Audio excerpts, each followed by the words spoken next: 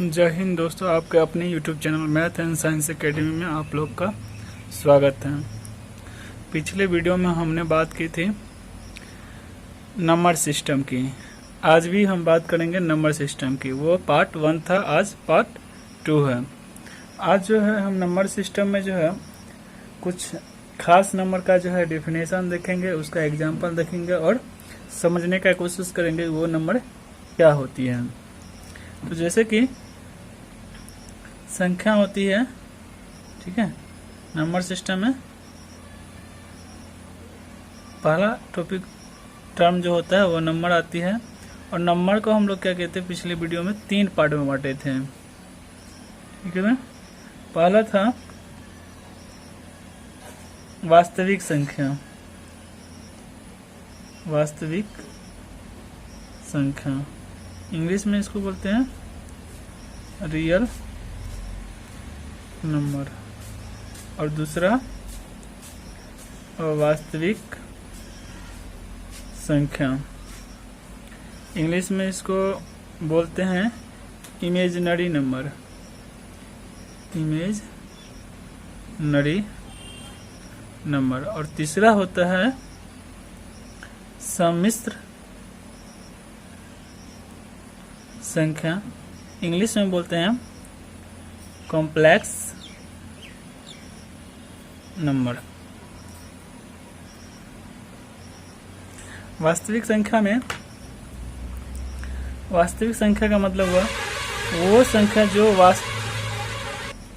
वास्तविक संख्या का मतलब हुआ वो संख्या जो वास्तव में एग्जिस्ट करता हो। जैसे कि नाम से ही पता हो, रियल नंबर। तो रियल नंबर का मीनिंग होता है रियल में जो हो, रियल में जो हो, यानी रियल नंबर से जैसे नाम से ही पता रहा है वास्तव में कि वास्तव में जो संख्या एग्जिस्ट करता है, यानी वास्तव में जो संख्या हो उस संख्या को हम लोग क्या बोलेंगे, वास्तविक संख्या। या सिंपल इसको बोल सकते हैं संख्या रेखा। संख्या रेखा पर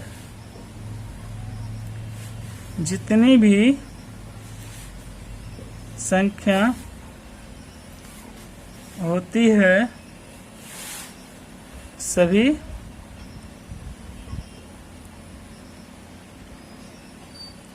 वास्तविक संख्या है, ठीक है। एग्जाम्पल के तौर पर समझते हैं, जैसे 1, 2, 3, रूट में 3, रूट में 4, 2/4, 5/6, दशमलव में 7, दशमलव में 8,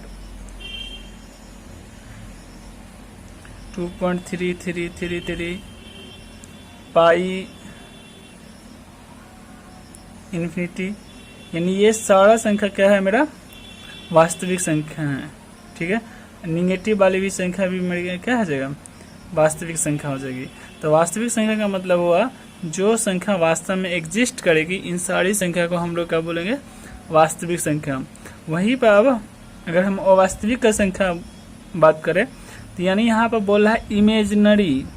इमेजिनरी का मतलब हुआ कल्पना करना। इसको काल्पनिक भी संख्या कहते हैं, काल्पनिक संख्या।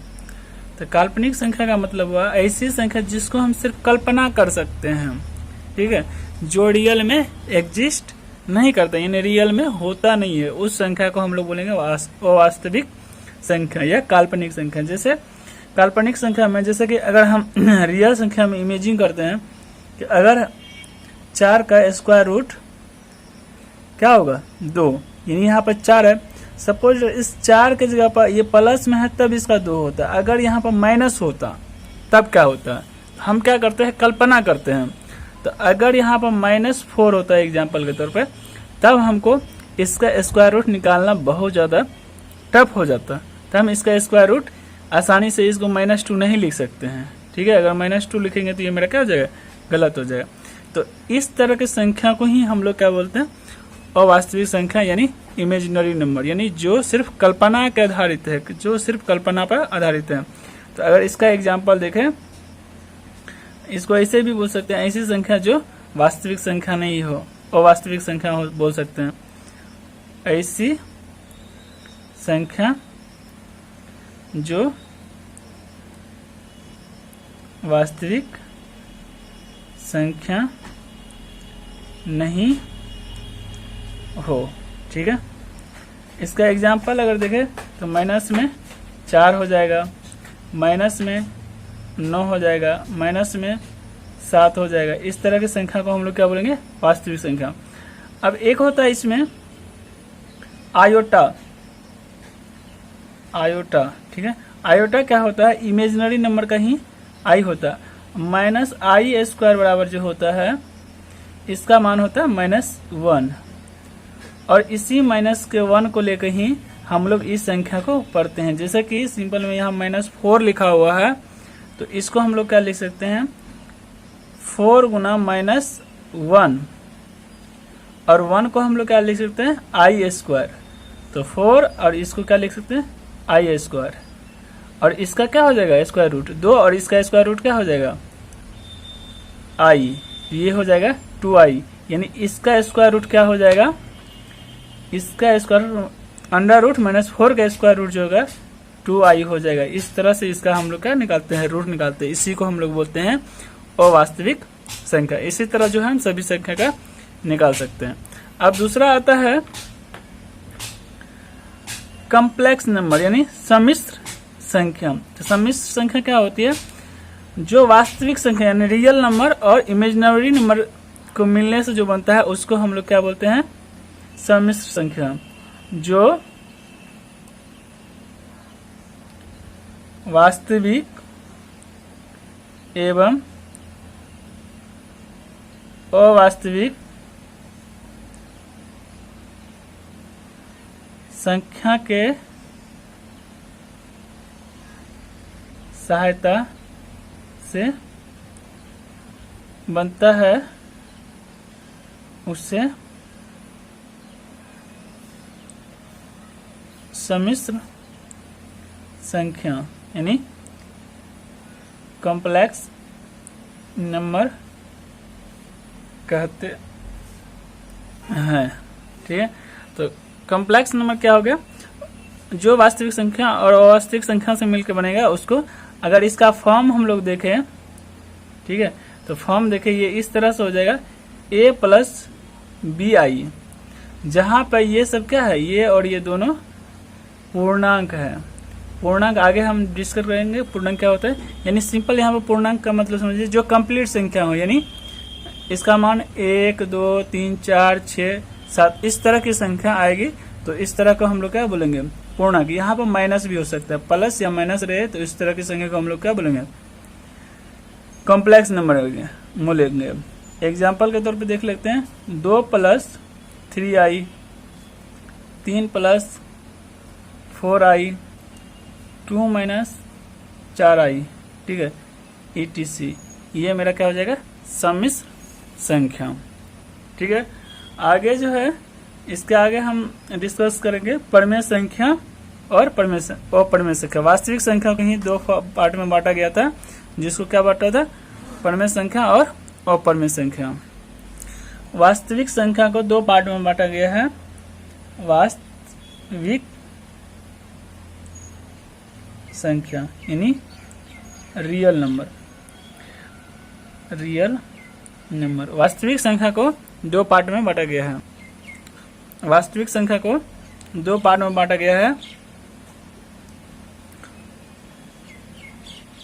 परमेय संख्या यानी रेशनल नंबर, और अपरिमेय संख्या मतलब इरेशनल नंबर। ठीक है, रेशनल नंबर का सिंपल मीनिंग होता है कि हम लोग पढ़ते आ रहे हैं कि ऐसी संख्या जो p/q के रूप में लिखा हो, ये वो हो, तो इसको अच्छा से हम लोग समझने की कोशिश करते हैं। पहला इसका कंडीशन क्या हो? ऐसी संख्या जो p/q के रूप में हो या लिखा जा सकता है, जो P बटे Q के रूप में हो या लिखा जा सकता है। जहां पहला, अब उसका बाद दूसरा इसका पॉइंट है P और Q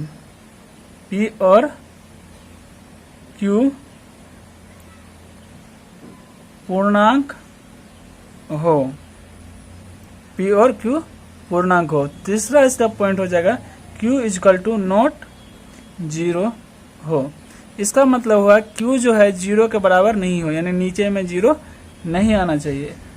एग्जाम्पल के तौर पे देख लेते हैं अब क्या होता। ऐसी संख्या जो P बटे Q के रूप में हो या उसको लिखा जा सकता है।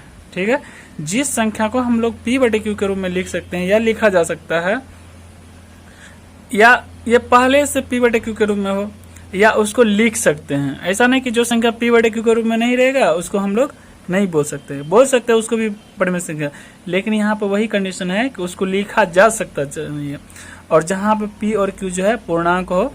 ठीक है, जैसे एग्जाम्पल के तौर पे हम लोग समझने का कोशिश करते हैं कैसे होगा। एक दो एग्जाम्पल ले लेते हैं, जैसे 2/4, 5/6, π/11, 8/12, √3/4, √5/7, 22/7, 0.5, 3333 ... उसके बाद √49,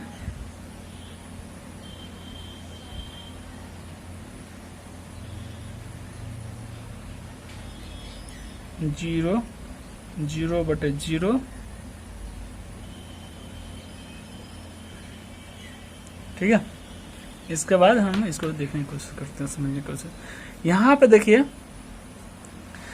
ऐसी संख्या जो P बटे Q की, अब इसमें से हम चेक करेंगे कौन सी परिमेय संख्या है और कौन सी अपरिमेय संख्या है। कभी कभी 10th क्लास में पूछ देता है कि कौन इनमें से परिमेय संख्या है कौन नहीं है, इस तरह से ऑप्शन दे रखेगा और आपको चूज करना है। तो यहाँ पर हम लोग समझने का कोशिश करते हैं। एक यहाँ पर ले लेते हैं √3। अब यहाँ पर हम समझने की कोशिश करते हैं। तो यहाँ पर देखिए पहला ध्यान रखना है जो P बटे Q के रूप में हो या लिखा जा सकता है। दूसरा है कि P और Q पूर्णांक हो। तीसरा है Q equal to not zero. ये 3 कंडीशन है। तो यहाँ हम देखिए P बटे Q के रूप में है, पहला कंडीशन ये सेटिस्फाई है। P और Q पूर्णांक है, P और Q पूर्णांक है, दूसरा कंडीशन भी सेटिस्फाई है। और तीसरा है Q equal to not zero. Q कहाँ है? नीचे में। तो इसका मतलब यह नीचे में जीरो है नहीं, तो इसका मतलब ये वाला मेरा क्या है? परिमेय संख्या है। ठीक है, उसी तरह ये देखिए ये भी मेरा क्या है? परिमेय संख्या है। उसके बाद यहाँ पे देखते हैं P बटे Q के रूप में हो तो π/11 P बटे Q के रूप में है। ठीक है, P और Q पूर्णांक हो तो P और Q पूर्णांक नहीं है, यानी पाई जो है मेरा ये पूर्णांक नहीं है, यानी ये कोई संख्या नहीं है, कंप्लीट नंबर नहीं है। पाई का मान क्या होता है? 3.14 कुछ आते रहता है, लेकिन ये कंप्लीट नंबर नहीं है, यानी ये पूर्णांक नहीं है, इसका मान पूर्णांक नहीं है। अब तीसरा कंडीशन देख रखा है Q equal to not zero. Q equal to not zero यानी नीचे में जीरो नहीं है, इसका मतलब ये दूसरा कंडीशन जो है सेटिस्फाई नहीं कर, पहला तो कर रहा है दूसरा नहीं कर रहा है, फिर लास्ट वाला कर रहा है, तो इसका मतलब ये जो है परिमेय संख्या नहीं है मेरा। ये वाला तो तीनों कंडीशन सेटिस्फाई कर रहा है, P बटे Q के रूप में है। P और Q क्या है? पूर्णांक है। 8 और 12 क्या हो गया? पूर्णांक। उसके बाद नीचे वाला क्या है? जीरो नहीं है। ठीक है, नीचे में अगर जीरो भी आ जाएगा तो ये नहीं होगा, तो इसका मतलब ये वाला मेरा क्या है? परिमेय संख्या है। उसी तरह यहाँ पे देखिए ये √3 को हम लोग क्या कर सकते हैं? इसको P बटे Q के रूप में लिख सकते हैं। ये तो है नहीं, लेकिन इसको हम लोग लिखा जा सकता है। कैसे लिखा जा सकता है? अगर नीचे में हम 1 दे दे तो ये क्या आ जाएगा? P बटे Q के रूप में। अगर इसमें हम डिवाइड करें 1 से तो फिर √3 आ जाएगा। और यहाँ पर दूसरा दे रखा है, तीसरा दे रखा है Q equal to not zero और नीचे में जीरो भी नहीं है, लेकिन ये वाला कंडीशन जो है सेटिस्फाई नहीं है। क्यों नहीं है? यहाँ पर देखिए ये वाला जो है ये पूर्णांक नहीं है और ये पूर्णांक है, पूर्णांक नहीं है, तो इसीलिए ये भी क्या हो जाएगा मेरा परमेय संख्या नहीं होगी। उसी तरह यहाँ पे देखिए ये p बटे q के रूप में है और नीचे में भी 0 नहीं है, लेकिन ये जो है पूर्णांक नहीं है, तो इसीलिए ये मेरा परमेय संख्या नहीं होगी। उसी तरह ये देखिए p बटे q के रूप में है, q इजकल टू नॉट 0 है, q इजकल टू नॉट 0 है, यानी 0 के बराबर नहीं है, लेकिन ये वाला चीज जो है पूरे ये √5 और √7 पूर्णांक नहीं है, तो इसीलिए परमेय संख्या नहीं होगा। और 22/7 देखिए सभी कंडीशन सेटिस्फाई करता है, यानी p बटे q के रूप में है, q इजकल टू नीचे में 0 के नहीं बराबर है, यानी नीचे 0 नहीं है, कहने का मतलब हुआ। और 22/7 जो है क्या है मेरा पूर्णांक है, यानी 22 भी पूर्णांक है और 7 भी पूर्णांक है, तो इसीलिए ये मेरा क्या हो जाएगा परमेय संख्या होगी।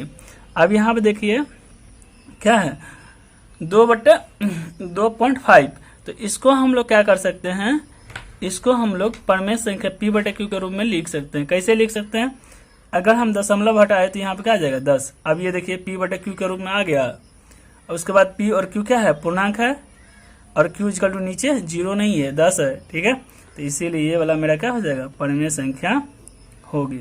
उसी तरह इसको देखिए, अगर ये डॉट डॉट आ रहा है बार बार आ रही है, तो इसको हम एग्जैक्ट इस तरह से नहीं लिख सकते संख्या उड़ा के, ठीक है, तो यानी ये p बटे q के रूप में नहीं लिखाएगा, p बटे q के रूप में नहीं लिखाएगा।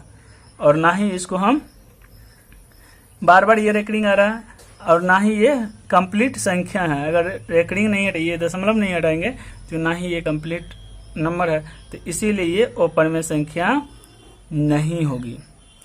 अब यहाँ देखिए 0 को क्या लिख सकते हैं, नीचे में कुछ नहीं है तो 1। अब ये देखिए p बटे q के रूप में आ गया, और p और q दोनों पूर्णांक है, 0 भी पूर्णांक है और 1 भी पूर्णांक है। और नीचे देखिए यहाँ नीचे बोला 0 नहीं होने के लिए, यहाँ पर ऊपर 0 है, तो इसीलिए ये क्या है परमेय संख्या है। नीचे अगर 0 रहता है तो ये नहीं होती।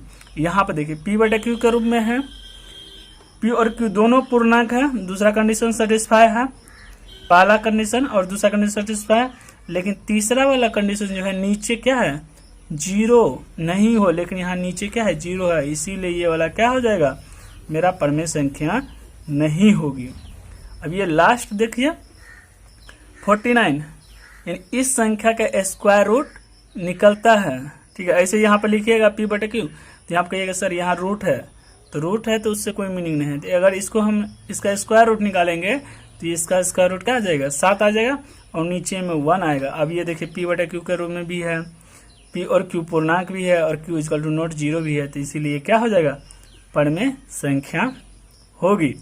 अब जस्ट इसका उल्टा देखते हैं अपरमेय संख्या, ठीक है, जस्ट इसका उल्टा क्या है अपरमेय संख्या। अपरमेय संख्या में क्या, एक तो सीधा जैसे सिंपल, अगर सत्य है तो सत्य का उल्टा क्या हो जाएगा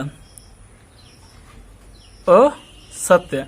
उसी तरह अगर यहाँ परमेय है तो इसका उल्टा क्या है अपरमेय, यानी सत्य जो सही है, असत्य मतलब जो सही नहीं है। उसी तरह यहाँ परमेय संख्या जो अपरमेय संख्या, तो जो परमेय संख्या नहीं हो, पहला डिफिनेशन हो गया जो परमेय संख्या नहीं है, जो परमेय संख्या नहीं है तो क्या हो जाएगा अपरमेय संख्या, जो सत्य नहीं है वो असत, उसी तरह जो परमेय संख्या नहीं है वो अपरमेय संख्या हो जाएगा। अगर दूसरा इसका कंडीशन अगर लिखना चाहते हैं इस तरह से, तो जो p बटे q के रूप में हो या नहीं हो, यानी जो p बटे q के रूप में पहले से हो या नहीं हो। दूसरा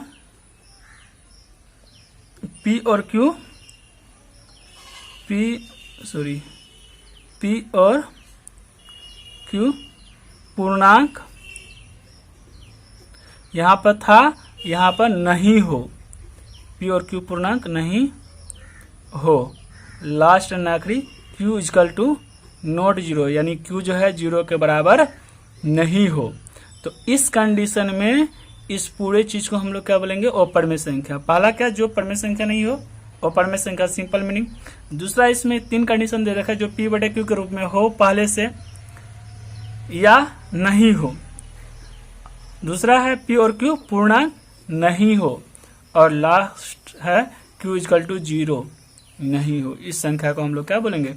अपरिमेय संख्या। इसका एग्जाम्पल देख लेते हैं, जस्ट इसी की तरह समझने की कोशिश करेंगे। जैसे √3/7 √3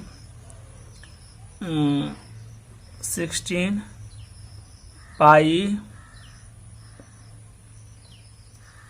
2/√3/√3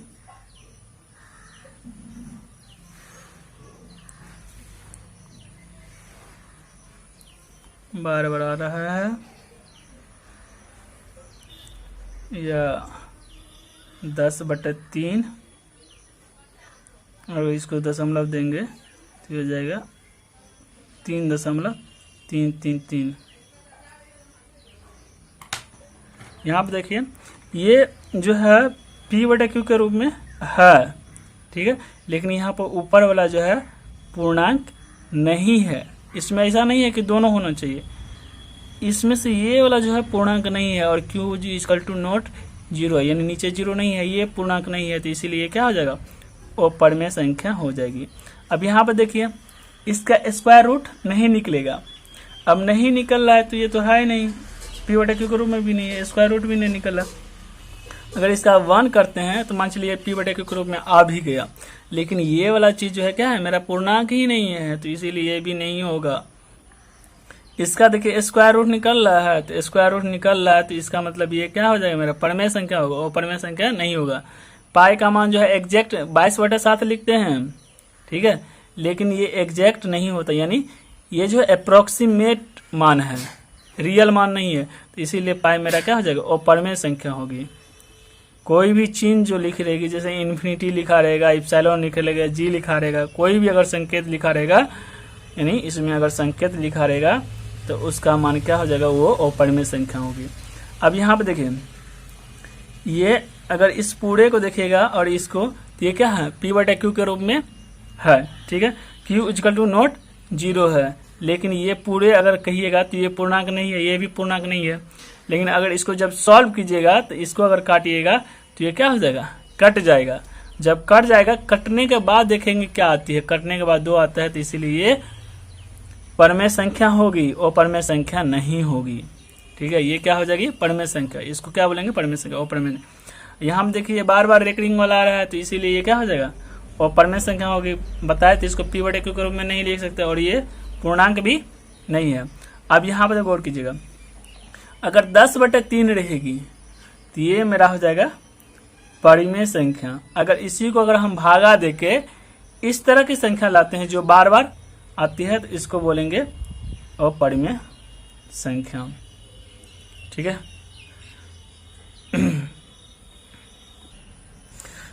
परिमेय संख्या को, परिमेय संख्या रेशनल नंबर, परिमेय संख्या को 2 कैटेगरी में बांटा गया है। परिमेय संख्या को 2 कैटेगरी में बांटा गया है। पूर्णांक संख्या यानी इंटीजर नंबर, दूसरा है भिन्न संख्या, ठीक है। भिन्न संख्या को बोलते हैं फ्रैक्शन नंबर, ठीक है। इसके बाद जो है पूर्णांक क्या होती है और भिन्न क्या होती है। पूर्णांक जैसे अगर इसको हम लोग अगर संधि विच्छेद करें हिंदी से थोड़ा सा, तो ये हो जाता है पूर्ण प्लस अंक। जैसा कि नाम से ही पता चलता है कि ऐसी संख्या जो पूरा कंप्लीट हो, यानी टूटा फूटा नहीं हो, पूरा का पूरा हो, पूर्ण रूप से है, तो उस तरह की संख्या को हम लोग क्या बोलेंगे? पूर्णांक संख्या। जैसे पूर्णांक संख्या में क्या हो सकती है? जैसे 2 हो गया, 3 हो गया, 4 हो गया, 5 हो गया, 0 हो गई, माइनस में 4 हो गया, माइनस में 5 हो गया, माइनस में 6 हो गया। इस तरह की संख्या को हम लोग क्या बोलेंगे? पूर्णांक संख्या। तो पूर्णांक संख्या का सिंपल मीनिंग होता है ऐसी संख्या जो कंप्लीट रूप से हो, यानी वो टूटा फूटा, यानी बट्टे में नहीं हो, या फ्रैक्शन जो बट्टे में p/q के रूप में नहीं हो, उस तरह की संख्या को हम लोग क्या बोलेंगे? जो नहीं हो उस तरह की संख्या को हम लोग बोलेंगे पूर्णांक संख्या। ठीक है, जो कंप्लीट रूप से, जैसे कि नाम से ही पता चलता है पूर्ण अंक, जो कंप्लीट अंक से मिलकर बना हो, ऐसी संख्या को हम लोग क्या बोलेंगे पूर्णांक संख्या। अब भिन्न संख्या क्या होती है? भिन्न संख्या जैसे कि भिन्न मतलब अगर हिंदी का मीनिंग चलते हैं तो भिन्न का मतलब होता है हिस्सा। आप गांव घर में सुनते होंगे भिन्न होना मतलब हुआ कि अपने हिस्सा का बंटवारा करना। तो अगर हम किसी संख्या का हिस्सा करेंगे, जैसे कि मान चलिए ये एक रोटी है और इसका जो है एक हिस्सा, मान चलिए ये 4 हिस्सा में बटे, और इसका एक हिस्सा का मान अगर हम लोग को लिखना है तो इसको किस तरह से लिखेंगे? ये पूरे का 4 हिस्सा हुआ, ये पूरे का 4 हिस्सा हुआ, तो ये जो है 1 का 4 हिस्सा, यानी एक वस्तु था उसको 4 हिस्सा में बांटे तो इसको 1/4 लिखेंगे। तो इसी चीज को हम लोग क्या बोलते हैं? भिन्न। ठीक है, अगर 2 हिस्सा हो जाएगा, इसको 2 हिस्सा में बांटेंगे तो ये हो जाएगा 1 का 2, यानी आधा। भिन्न का मतलब होता है हिस्सा, यानी जो P/Q के रूप में हो, जो P/Q के रूप में हो, या जहां Q = नॉट 0 हो। तो अक्सर जो है परमेय संख्या और भिन्न में बच्चा कंफ्यूज करते रहता है। भिन्न का भी डिफिनेशन होता है कि जो P/Q के रूप में हो, जहां Q = नॉट 0 है, उस संख्या को भिन्न कहते हैं। और परमेय संख्या में भी जो है यही चीज लिखा रहता है, जहां P/Q के रूप में हो, जहां Q = नॉट 0 हो, तो फिर उसको भिन्न कहते हैं। लेकिन यहाँ पर ध्यान दीजिएगा, ये परमेय संख्या का एक पार्ट है। परमेय संख्या में वो भी संख्या आता है जो P/Q के रूप में नहीं लिखा हो, लेकिन उसको हम लोग क्या, इसको हम लिख सकते हैं P/Q के रूप में। लेकिन ये ऐसी संख्या है जो P/Q के रूप में ही हो, उस संख्या को हम लोग क्या बोलेंगे? भिन्न संख्या। अगर इसका एग्जाम्पल ले ले तो 2/4, 5/6, 7/8, 9/11, इस तरह की संख्या को हम लोग क्या बोलेंगे? भिन्न संख्या। तो इसका भी अलग अलग प्रकार होता है। तो जब हम लोग भिन्न टॉपिक पढ़ेंगे, यानी फ्रैक्शन पढ़ेंगे, तो उसमें इसको डिटेल से पढ़ेंगे। इसका भी अलग अलग प्रकार होता है, जैसे सम भिन्न, विषम भिन्न, मिक्स भिन्न, यानी सम्मिश्र भिन्न। तो उस तरह की संख्या को हम लोग उसमें अच्छे से डिस्कस करेंगे और उसका सॉल्यूशन भी देखेंगे। ठीक है, अब यहाँ पर डिस्कस करते हैं पूर्णांक। ठीक है, अब यहाँ पर हम लोग डिस्कस करते हैं पूर्णांक। तो पूर्णांक को जो है 3 कैटेगरी में बांटा गया है। 3 कैटेगरी में क्या है? धनात्मक पूर्णांक, यानी पॉजिटिव इंटीजर, ये हो जाएगा 0 यानी 0, इसको बोल देंगे ऋणात्मक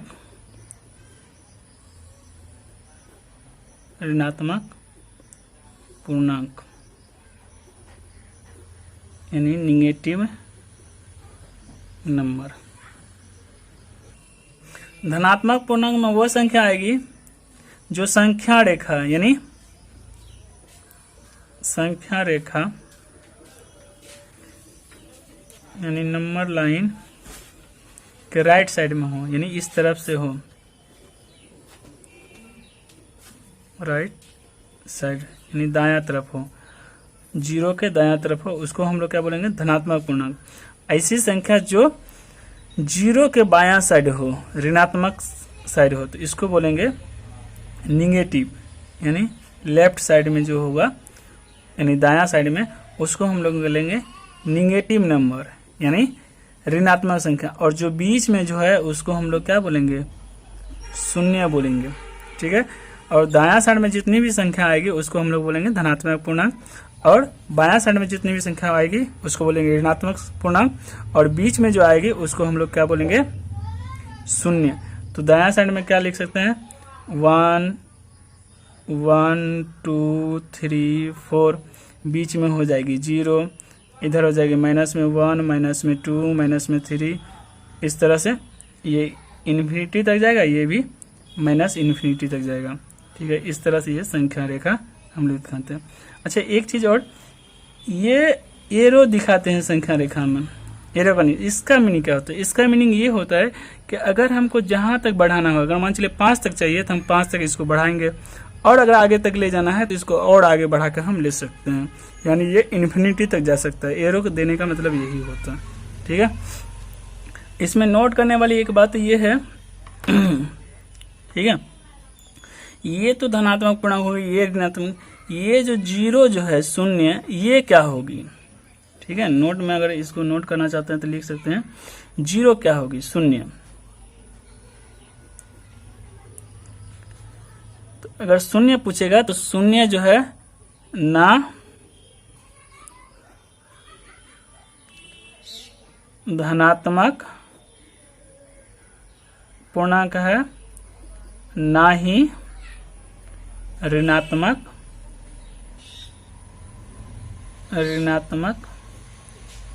पूर्णांक है। ठीक है, जीरो कोई नहीं है, यानी ना धनात्मक है ना ऋणात्मक पूर्णांक है, ये बीच वाला है। ठीक है, ये किसी की तरफ नहीं है, ये बीच में है। ठीक है, ना धनात्मक बोलेंगे ना ऋणात्मक बोलेंगे। तो धनात्मक पूर्णांक क्या हो जाएगा? जीरो के राइट साइड में जो भी होगा, लेफ्ट साइड में उसको बोलेंगे ऋणात्मक, और राइट साइड में जो होगा उसको बोलेंगे धनात्मक। यानी धनात्मक में 1 2 3 4 आ जाएगा, और माइनस में ये सब। तो ये वाला नोट कर लीजिए, क्योंकि इससे बार बार क्वेश्चन कंपटीशन एग्जाम में पूछा जाता है। धनात्मक पूर्णांक, धनात्मक पूर्णांक के अंतर्गत सम संख्या, आभाज्य संख्या, इस तरह की संख्या जो होती है धनात्मक पूर्णांक, यानी पॉजिटिव इंटीजर। तो धनात्मक पूर्णांक में क्या आ जाएगी? धनात्मक पूर्णांक में आ जाएगा प्राकृतिक संख्या, यानी नेचुरल नंबर। नेचुरल नंबर क्या होती है? नेचुरल नंबर वो संख्या, यानी सिंपल में अगर नेचुरल नंबर पूछेगा तो वो संख्या जो गिनती की संख्या हो, या सिंपल इसको बोल सकते हैं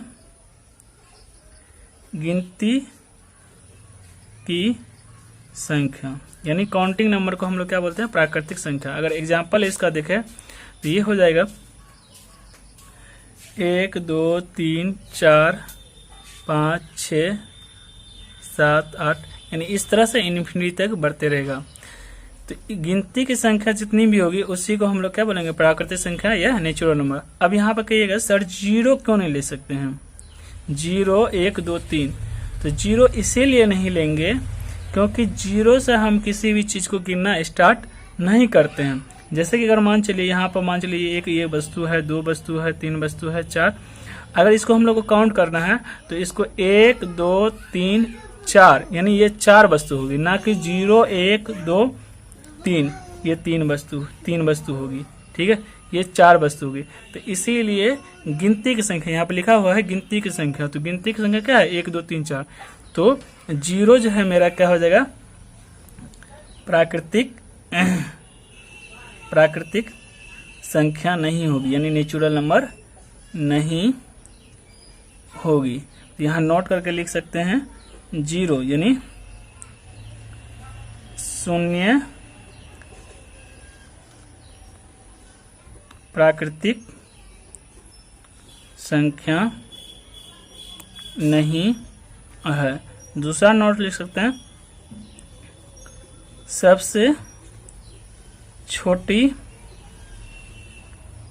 प्राकृतिक संख्या क्या हो जाएगी?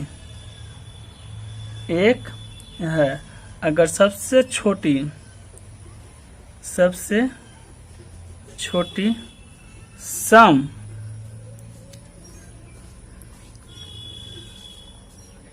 प्राकृतिक संख्या पूछेगा तो ये क्या हो जाएगी? 2। ठीक है, अब प्राकृतिक संख्या के बाद जो है, प्राकृतिक संख्या के बाद आती है सम संख्या। सम संख्या, इसको इंग्लिश में बोलते हैं इवेन नंबर। तो इवेन नंबर का मतलब होता है ऐसी संख्या जिस संख्या में 2 से पूरा भाग लगे। ठीक है, या जो 2 के गुणज है। 2 के गुणज का मतलब है जिस संख्या में 2 से भाग लगे। तो ऐसी संख्या, यहाँ पर संख्या ले ले, और यहाँ पर 2, यानी ऐसी संख्या जिसमें 2 से पूरा पूरा भाग लगे, 2 से पूरा पूरा भाग लगे, उस संख्या को हम लोग क्या बोलेंगे? सम संख्या। एग्जाम्पल के तौर पर देख लेते हैं। 2 4 6 8 12 20 22 40 etc। यानी इस तरह की संख्या को हम लोग क्या बोलेंगे? सम संख्या। जिस संख्या में 2 से पूरा पूरा भाग ले जाए, यानी डिविजिबल हो जाए, जिस संख्या में 2 से पूरा पूरा भाग लग जाए उसको हम लोग क्या बोलेंगे? सम संख्या। इसके बाद आते हैं विषम संख्या। विषम संख्या ओड नंबर, ठीक है। ओड नंबर में वो संख्या है कि जिस संख्या में 2 से पूरा पूरा भाग नहीं लग जाए। संख्या यानी जिसमें 2 से पूरा पूरा भाग नहीं लगे, तो उस संख्या को हम लोग क्या बोलेंगे? विषम संख्या। उसको हम लोग क्या बोलेंगे? विषम संख्या बोलेंगे। एग्जाम्पल के तौर पर हम समझते हैं कि अगर मान लीजिए कोई संख्या दे रखा है, उसमें भाग नहीं लगेगा, तो उस संख्या को हम लोग बोलेंगे विषम संख्या। जैसे हो गया 1 3 4 में लग जाएगी, 5 7 9 11 etc। इस तरह की संख्या को हम लोग क्या बोलेंगे? विषम संख्या। जिस संख्या में 2 से भाग पूरा पूरा नहीं लगे, ठीक है। ऐसे दशमलव में तो लग जाएगी, लेकिन पूरा पूरा नहीं लगे, तो उस संख्या को क्या बोलेंगे? विषम संख्या। अब इसके बाद आता है अभाज्य संख्या। अभाज्य संख्या। अभाज्य संख्या को इंग्लिश में बोलते हैं प्राइम नंबर। Prime number. अभाज्य संख्या को ही दूसरा संख्या बोलते हैं असंयुक्त संख्या। असंयुक्त संख्या। इसी को या करके लिख सकते हैं रूढ़ संख्या। रूढ़ संख्या। अगर इन तीनों में से कोई भी चीज दिखे तो आपको ये ध्यान में रखना चाहिए, सबका मीनिंग क्या होता है? अभाज्य संख्या। तो अभाज्य संख्या का मतलब वो संख्या होती है, ऐसी संख्या जिस संख्या में, जैसे यहाँ पे लीजिए संख्या लिख लीजिए, ऐसी संख्या जिस संख्या में 1 से भागा लगे, यानी 1 से या और ऐसी संख्या जिसमें 1 से भागा लगे और स्वयं से भागा लगे, तो उस संख्या को हम लोग क्या बोलेंगे? स्वयं से भागा लगे, उस संख्या का हम लोग बोलेंगे अभाज्य संख्या। जैसे कि मान के चलिए एग्जाम्पल के तौर पे समझते हैं। जैसे यहाँ पर 1 2 4 3 4 5 6 7 8 9 लिखा है, ठीक है। अब इसमें से वैसी संख्या चूज करेंगे जिसमें 1 से भागा लगे और स्वयं से भागा लगे, उस संख्या को हम लोग क्या बोलेंगे? अभाज्य संख्या। जैसे कि यहाँ पर 1 देखिए, एक ऐसी संख्या है जिसमें 1 से भी भागा लग रहा है और अपने आप से भागा लग रहा है, ठीक है। यहाँ पर लग रहा है, ठीक है। और यहाँ पर देखिए 2 भी एक ऐसी संख्या है जिसमें 1 से भागा लगे, 1 से भागा तो लग रहा है और 2 से भी भागा लग रहा है। इसमें ये जो है मेरा अभाज्य संख्या नहीं है, वो बताते हैं क्यों। इसमें 2 देखिए, 2 में 1 से भागा लग रहा है और 2 से भागा लग रहा है। 3 में देखिए 1 से भागा लग रहा है और 3 से भागा लग रहा है। 4 में देखिए 1 से भागा लग रहा है, 2 से लग रहा है और 4 से लग रहा है। 5 में 1 से और 5 से। 6 में 1 2 3 और 6, इन सारी संख्या से भागा लग रहा है। आगे आप चेक कर लीजिएगा। तो यहाँ पे समझने की कोशिश करते हैं। यहाँ पे देखिए सिर्फ क्या 1 से भागा लग रहा है, स्वयं मतलब जो संख्या है उसी संख्या से भागा लग रहा है, तो इसीलिए मेरा ये क्या हो जाएगा? अभाज्य संख्या हो जाएगी, ठीक है। यहाँ पर भी देखिए 1 से लग रहा है और 3 से, यानी जो संख्या ये है उसी संख्या से भागा लग रही है, तो ये भी क्या हो जाएगी? मेरा अभाज्य संख्या हो जाएगी। यहाँ पर आप ध्यान दीजिएगा, यहाँ पर 1 से भागा लग रही है, 2 से लग रही है, जो कि ये स्वयं नहीं है। स्वयं यानी 4 से भी लग रहा है, तो ये मेरा क्या हो जाएगा? भाज्य संख्या होगी, यानी ये अभाज्य संख्या नहीं होगी। इसमें देखिए इसमें लग रही थी, ये भाज्य संख्या हो जाएगी, ये नहीं हो जाएगी फिर।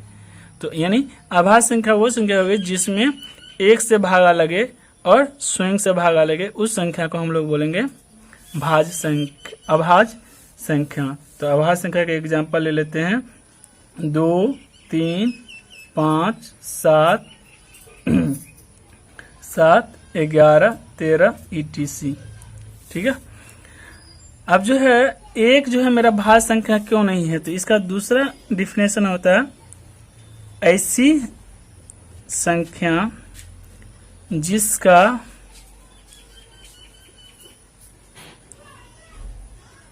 गुणनखंड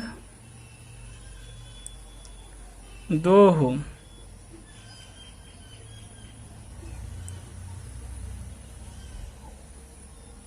ठीक है, ऐसी संख्या जिसका गुणनखंड 2 हो।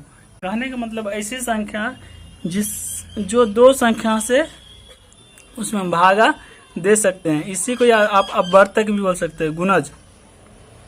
जिस संख्या का 2 अपवर्तक हो कि अगर हम लोग 1 का निकाले तो 1 का अगर गुणनखंड निकालें तो ये 1 गुना 1 यानी 1 ही आ रहा है। तो इसीलिए इसको हम लोग क्या बोल सकते हैं, अभाज्य संख्या नहीं बोलेंगे। अभाज्य संख्या नहीं बोलेंगे और ना ही ये भाज्य संख्या है। तो अगला देखते हैं भाज्य संख्या।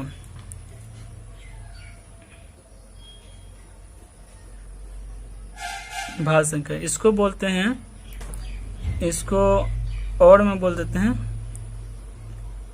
यौगिक संख्या, और में बोलेंगे और संयुक्त संख्या।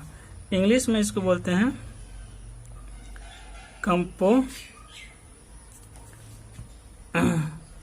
इंग्लिश में बोलते हैं कंपोजिट नंबर। ठीक है, कहीं कहीं पर कंपाउंड नंबर भी लिखा रहता है, कंपाउंड नंबर। कहीं पर डिविजिबल नंबर भी लिखा रहता है, डिविजिबल नंबर। ये इंग्लिश में जो है तीनों वर्ड यूज कर सकते हैं, या हिंदी में भाज्य संख्या, यौगिक संख्या या संयुक्त संख्या। ठीक है, भाज्य संख्या। भाज्य संख्या ऐसी संख्या है, ठीक है, ऐसी संख्या जिसमें 1 से भागा लगे, ठीक है, स्वयं से भागा लगे, इसके अलावा दूसरे संख्या से भी भागा लगे, दूसरे संख्या से भी। ठीक है, तब भाज्य संख्या क्या होगा, ऐसी संख्या जिसमें 1 से तो भागा लगे, स्वयं से भी भागा लगे और दूसरे संख्या से भी भागा लगे, उस संख्या को हम लोग बोलेंगे भाज्य संख्या। या सिंपल एक एग्जांपल दे सकते हैं, सत्य असत्य वाला। सत्य का उल्टा क्या आ जाएगा, असत्य। ठीक है, यानी जो संख्या सत्य, जो चीज सत्य है वो सत्य है, और जो असत्य है मतलब जो सत्य नहीं है वो क्या आ जाएगा, असत्य। उसी तरह भाज्य संख्या, तो जो अभाज्य संख्या थी, यानी जो यहाँ पर अगर ये भी लिख सकते हैं, जो अभाज्य संख्या नहीं हो, जो अभाज्य संख्या नहीं हो, यानी जो अभाज्य है, तो वो संख्या अगर अभाज्य नहीं है तो वो क्या हो जाएगा, मेरा भाज्य हो जाएगा। ठीक है, अगर इसको एग्जाम्पल से अगर हम समझने का कोशिश करेंगे तो ऐसी संख्या जिसमें 1 स्वयं और दूसरे संख्या से भाग लगे, उस संख्या को हम लोग क्या बोल सकते हैं, भाज्य संख्या। तो जैसे अगर सिंपल संख्या लिखेंगे 1 2 3 4 5 6 7 8 9 या 10, तो इस तरह अगर संख्या लगेंगे तो इसमें हम चेक करते हैं किस संख्या में भाज्य हो। तो सबसे पहला देखिए, ये एक ऐसी संख्या जो भाज्य संख्या नहीं है, ना ही अभाज्य संख्या है। ठीक है, तो इसमें अगर हम लोग भागा देते हैं तो देखिए, इसमें अगर भागा देते हैं 1 से लगता है, स्वयं से लगता है, लेकिन दूसरे संख्या इसमें भागा लगता ही नहीं है, तो इसीलिए क्या हो जाएगा, मेरा भाज्य संख्या नहीं होगा।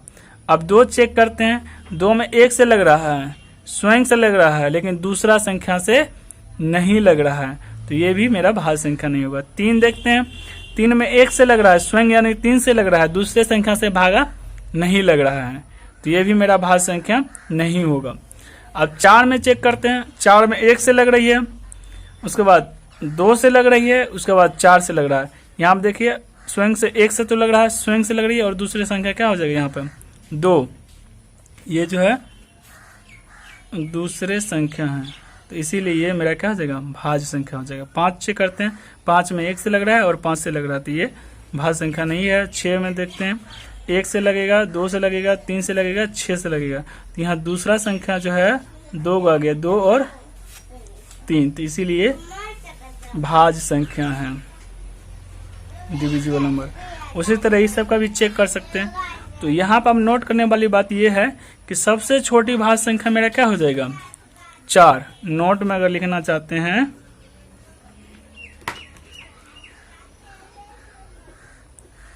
सबसे छोटी भाज्य संख्या क्या हो जाएगी, 4। और सबसे छोटी अभाज्य संख्या 2। ठीक है। उसके बाद अगर पूछेगा सबसे छोटी सम अभाज्य संख्या, तब पर भी 2, यानी 2 एक ऐसी संख्या है जो सिर्फ 2 एक ऐसी अभाज्य संख्या है जो सम भी है। ठीक है, विषम में पूछेगा तो सभी हो जाएगा। उसके बाद जो है 1 के बारे में पूछेगा तो 1 ना तो भाज्य संख्या है, ना ही अभाज्य संख्या है। एक संख्या जो संख्या छूट गई है उसको पहले बताना चाहिए, तो वो है पूर्ण संख्या। इसको बोलते हैं होल नंबर। ठीक है, तो पूर्ण संख्या क्या होती है, यानी प्राकृतिक संख्या यानी नेचुरल नंबर में अगर हम 0 यानी 0 मिला देंगे तो ये मेरा क्या हो जाएगा, पूर्ण संख्या, होल संख्या। अब 0 मतलब ये नहीं कि इस तरह से 20 रहेगा तब होगा 0, या 1 रहेगी या 2 4 रहेगी तो ये नहीं होगा पूर्ण संख्या। पूर्ण संख्या का सिंपल मीनिंग होता है, जैसे प्राकृतिक संख्या में क्या 1 से शुरू करते थे, 1 2 3 4, इसमें जो है हम लोग 0 से शुरू करेंगे, 0 1 2 3 4 5। तो इस तरह की संख्या को हम लोग क्या बोलेंगे, पूर्ण संख्या। यानी प्राकृतिक संख्या के फैमिली में 0 मिला देंगे। अगर मान चलिए प्राकृतिक संख्या का फैमिली है 1 2 3 4 5 इन्फिनिटी तक जाएगा, अगर इसमें हम 0 सिर्फ मिला दिए तो ये मेरा क्या हो जाएगा, पूर्ण संख्या। अगर यहाँ पर पूछेगा नोट में सबसे छोटी पूर्ण संख्या, तो हमको देना है सबसे छोटी पूर्ण संख्या, तो यहाँ पर हमको 0 जवाब देना है, ना कि 1। ठीक है, यहाँ पर लिख लीजिए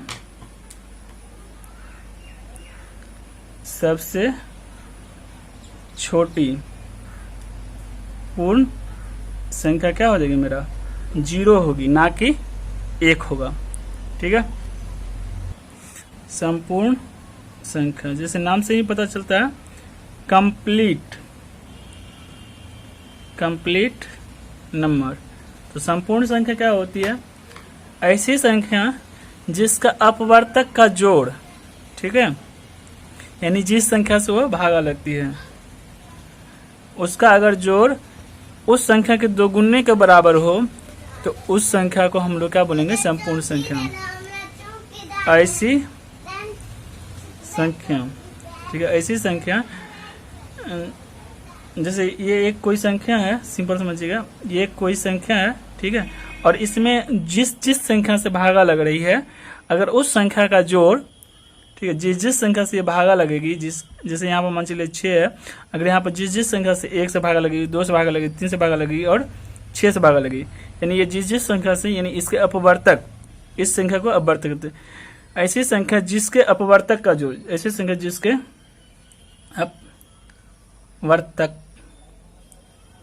वर्तकों का जोड़ उस संख्या से दुगुनी हो, उसे संपूर्ण संख्या कहते हैं। ठीक है, ऐसी संख्या जिसके अपवर्तकों का जड़ उस संख्या से दोगुनी है उसे क्या कहेंगे, संपूर्ण संख्या। जैसे कि सिंपल में एग्जाम्पल के तौर पर ले लेते हैं 2 4 6 8 8 28 28 30, ठीक है। इस तरह की संख्या को चेक करते हैं। अगर इसका जो है गुणज इसके दोगुना होगा तब जाके ये क्या होगा, संपूर्ण संख्या होगा। अगर नहीं होगा तो ये संपूर्ण संख्या नहीं होगा। जैसे कि अगर हम 2 का चेक करते हैं, ये 1 से भागा लगेगी और 2 से भागा लगेगी। अगर हम इस 1 और 2 को जोड़ेंगे तो ये क्या हो जाएगा 3, जो कि इसके दोगुना नहीं है, तो इसीलिए ये संपूर्ण संख्या मेरा नहीं होगी। अगर 2 का चेक करते हैं, 1 से भागा लगेगी, 2 से लगेगी और 4 से लगेगी। अगर इसको हम जोड़ते हैं तो ये कितना हो जाएगा 7, 1 + 2 3, 3 + 4 7, ये 4 इसका जो है दोगुना नहीं है, तो इसीलिए ये मेरी संपूर्ण संख्या नहीं होगी। अगर 6 का करते हैं तो ये 1 से भाग लगेगी, 2 से लगेगी, 3 से लगेगी और 6 से लगेगी। अगर इसको हम जोड़ेंगे तो ये देखिए 1 + 2 + 3 + 6, ये हो जाती है 12। यानी इस संख्या का ये क्या है दोगुना है, यानी ये दोगुना है, तो इसीलिए क्या हो जाएगा 6 मेरा क्या हो जाएगा संपूर्ण संख्या हो जाएगी। ये क्या हो जाएगी संपूर्ण संख्या, यानी कंप्लीट नंबर हो जाएगा। उसी तरह 8 का हम चेक करते हैं, तो 8 का अगर चेक करेंगे 1 से भाग लगेगी, 2 से लगेगी, 3 से नहीं लगेगी, 4 से लगेगी, उसके बाद 5 से नहीं, 6 से नहीं, 7 से नहीं, 8 से लगेगी। अगर इसको हम जोड़ते हैं तो ये क्या हो जाता है 1 + 2 + 4 + 8। अगर इसको जोड़ते हैं तो ये क्या हो जाता है 3 3 7 7, ये 12 6 14 1 15, ये इसका दोगुना नहीं होती है, ये दोगुना नहीं है, ठीक है, नहीं है, तो ये संपूर्ण संख्या नहीं होगी। अगर हम 28 का चेक करते हैं तो 28 में किस 1 से भागा लगेगी, 2 से लगेगी, 3 से नहीं लगेगी, 4 से लगेगी, 5 से नहीं लगेगी, 6 से नहीं लगेगी, 7 से लगेगी, 8 से नहीं, 9 से नहीं, 10 से 11 यानी 14 से लगेगी, उसके बाद सीधा 28 से लगेगी। अगर इसको हम जोड़ते हैं 1 + 2 + 4 + 7 + 14 + 28, तो ये 3 7 7 दूनी 14 14 दूनी 28 28 दूनी क्या हो जाएगी 56। तो ये देखिए 28 का क्या हो जाता है 28 का ये डबल हो जाता है, तो इसीलिए 28 मेरा क्या है 28 जो है संपूर्ण संख्या है। उसी तरह जो हम चेक कर सकते हैं, तो यहाँ पे एग्जांपल के तौर पे क्या लिख सकते हैं संपूर्ण संख्या का 6 और 28, और भी हो सकता है, उसको चेक करना पड़ेगा, ठीक है। उसके बाद अगला जो आता है वो आती है सहअभाज्य संख्या।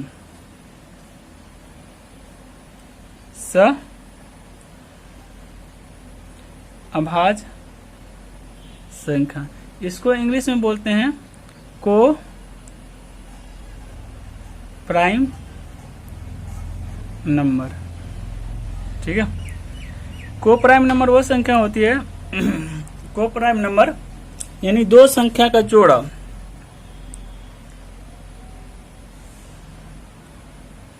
दो संख्या का जोड़ा जिसमें सिर्फ एक से भागा लगे, ठीक है। अगर दो संख्या मान चलिए ए और बी दे रखा है, ठीक है, ए और बी दे रखा है, इसमें भागा जो है सिर्फ एक से लगेगा, तो ये जो है सहअभाज्य संख्या होगा, चाहे ये भाज्य हो या अभाज्य हो, ठीक है। ये कोई भी संख्या हो सकती है, भाज्य संख्या, अभाज्य संख्या, या मतलब ए बी जहाँ पर क्या है पूर्णांक है, सिंपल समझिए पूर्णांक, पूर्णांक में कोई भी संख्या हो, तो ये अगर इस तरह का संख्या होगा तो हम इसको क्या बोलेंगे सहअभाज्य संख्या। तो ये भी क्या हो जाएगा मेरा सहअभाज्य संख्या यानी को प्राइम नंबर। एग्जाम्पल के तौर पर देख लेते हैं यहाँ पे, जैसे 2 हो गया, 3 हो गया, 5 हो गया, 6 हो गया,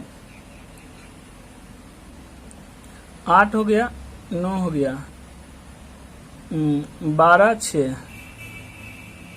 तो ये देखिए दो संख्या का जोड़ा है, इस दोनों संख्या में जो है सिर्फ एक से भागा लगेगा, तो इसीलिए ये क्या हो जाएगा मेरा, ये जो है मेरा सहअभाज्य संख्या हो जाएगा। इसमें जो है सिर्फ एक से भागा लगेगा, ठीक है, इस दोनों संख्या में जो है सिर्फ एक से भागा लगेगा, दूसरे संख्या से नहीं। 5 में भी जो है एक से लगेगा और इसमें भी एक से, दोनों संख्या जो है सेम संख्या से नहीं कटेगी, तो ये इसीलिए ये क्या हो जाएगा सहअभाज्य। इसमें भी देखिए ये भाज्य नहीं है, ना ही ये अभाज्य संख्या है, ना ये अभाज्य संख्या है, लेकिन इस दोनों संख्या में सिर्फ एक से ही भागा लगेगी, और दूसरे संख्या से नहीं लगेगी, इसीलिए। अब इसमें देखिए 1 से भागा लगेगी, 2 से लगेगी, 3 से लगेगी, 6 से लगेगी, तो इसको जो है हम लोग सहवाच्य संख्या नहीं बोलेंगे। क्यों नहीं बोलेंगे? यहाँ पे देखिए 1 के अलावा ये 3 संख्या और से भागा लग रही है, इसीलिए ये सहवाच्य संख्या नहीं होगी। अगला है जुड़वा संख्या या यमज संख्या।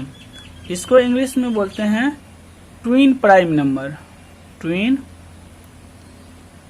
Prime number. ठीक है, तो इसका मतलब होता है ऐसी संख्या, जुड़वा प्राइम या यमज संख्या का मतलब होता है ऐसी दो लगातार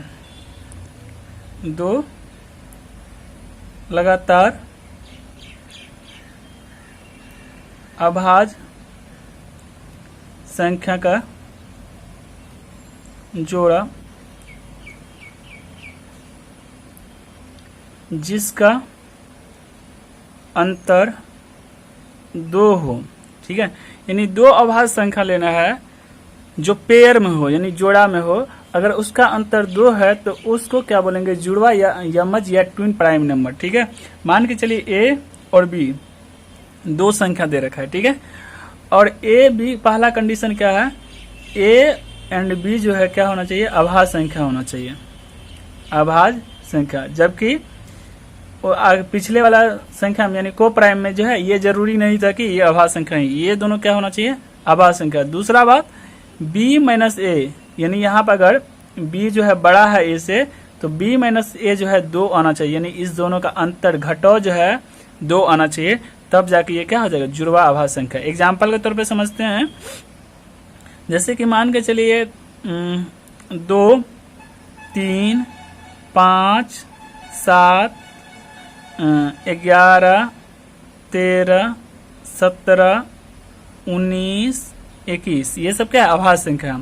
अब इसमें से हम जोड़ा लेते हैं। ठीक है, इस दोनों का अगर हम जोड़ा लेते हैं तो देखिए यहाँ पे क्या हो जाएगा? 2 और 3, तो ये हो गया बड़ा संख्या, ये हो जाएगा छोटे संख्या। तो ये दोनों तो अभाज्य संख्या है, लेकिन अगर इसका अंतर करें 3 में से अगर हम 2 घटाए तो ये क्या आता है? 1। तो ये दोनों संख्या जो है मेरा ये जुड़वा अभाज्य संख्या नहीं होगा। अगर हम इस दोनों का जोड़ा लेते हैं 5 और 3 का, 3 और 5 का, तो ये बड़ा संख्या, ये छोटा संख्या। अगर इसका हम अंतर लेते हैं तो देखिए 5 में से 3 गया तो 2, तो ये मेरा क्या हो जाएगा? ये वाला मेरा क्या हो जाएगा? ये ट्विन प्राइम नंबर हो जाएगा। उसी तरह अगर इसका हम ले तो इसका भी अंतर 2 आ रहा है, तो ये भी ट्विन प्राइम नंबर हो जाएगा। अगर इसका ले तो इसका देखिए अंतर 11, 7 और 11 ले तो इसका अंतर देखिए कितना हो जाता है? 11 में से 7 जाएगा तो 4 होता है, तो जो कि ये ट्विन प्राइम नंबर नहीं होगा। अगर इसका ले इस दोनों का तो इसका प्राइम नंबर कितना हो जाएगा? 2 आ रहा अंतर, तो ये ट्विन प्राइम नंबर हो जाएगा, यानी ये दोनों। उसी तरह इसका ले तो इसका भी अंतर क्या हो रहा है? 2 आ रहा, तो ये भी ट्विन प्राइम नंबर हो जाएगा। यानी ऐसी 2 लगातार अभाज्य संख्या जिसका अंतर 2 हो तो उस संख्या को हम लोग बोलेंगे जुड़वा या ट्विन प्राइम नंबर। लेकिन अगर कोई संख्या ए बी दे रखा है जिसमें सिर्फ 1 से भागा लगे, उसको बोलेंगे सह अभाज्य संख्या। ठीक है, आखिरी सब टर्म है और लास्ट है, वो है अत्रिभाज्य संख्या।